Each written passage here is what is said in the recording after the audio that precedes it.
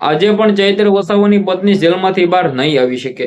આજે પણ ક્યાંક ને ક્યાંક તેમની જે કોર્ટની અંદર સુનાવણી થવાની હતી, આ સુનાવણી ટળી છે, ક્યારે રાખવામાં આવી છે, ચૈત્ર વસાવા ક્યારે તેની સાથે બીજા 8 લોકો છે અને ચૈત્ર વસાવાની પત્ની ક્યારે જેલમાંથી બહાર આવી શકે છે, પ્રોપર તમને બધા લોકોને વિડીયોની અંદર જાણકારી બતાવવા જઈ રહ્યો છું। નમસ્કાર મિત્રો, એક નવા વિડીયોમાં તમારું સ્વાગત છે। સૌપ્રથમ ચેનલમાં પહેલી વાર આવી તો વિડીયો શેર કરીને સબસ્ક્રાઇબ અવશ્ય કરી દેજો, જેથી તમારો ભાઈ તમારા માટે આવા નવા વિડીયો લાવવાનો છે। ચૈત્ર વસાવા માટે આદિવાસી સમાજના લોકોની એકતા દેખાય છે।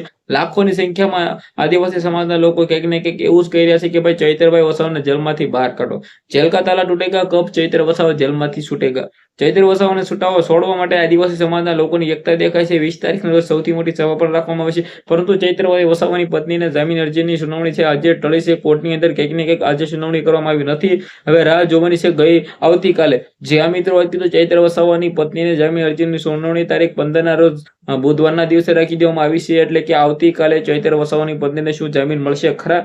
ચૈત્રભાઈ વસાવા સાથે 8 લોકો પણ જેલમાં છે અને ખુદ ચૈત્રભાઈ વસાવા પણ જેલમાં છે, પરંતુ આદિવાસી સમાજના લોકોની એક જ માંગ છે કે ચૈત્ર વસાવા જેલમાંથી જલ્દી બહાર આવે, કારણ કે આદિવાસી સમાજના લોકોએ જે ચૈત્રભાઈ વસાવા માટે જે મિત્રો સૌથી મોટી રેલીઓ દેખાઈ હતી, જે ચૈત્રભાઈ વસાવા માટે બેઠકો રાખવામાં આવી હતી, જેમની અંદર ચૈત્રભાઈ વસાવાને જેલમાંથી બહાર કાઢવા માટે લાખો આદિવાસી સમાજના લોકો એકત્ર થયા હતા।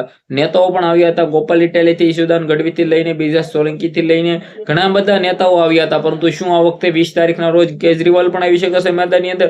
કારણ કે આદિવાસી સમાજના લોકોની ફરી વખત એક બેઠક થવા જઈ રહી છે। આ બેઠકની અંદર આદિવાસી સમાજના લોકોની આશા છે કે ચૈત્રભાઈ વસાવાને જેલમાં છોડવા માટે લાખો આદિવાસી સમાજના લોકોની એકતા દેખાય, પરંતુ આવતીકાલે ચૈત્ર વસાવાની પત્નીના જામીન અરજીની સુનાવણીની ઉપર નજર રહેશે કે શું આવતીકાલે ચૈત્ર વસાવાની પત્ની જેલમાંથી બહાર આવશે ખરા?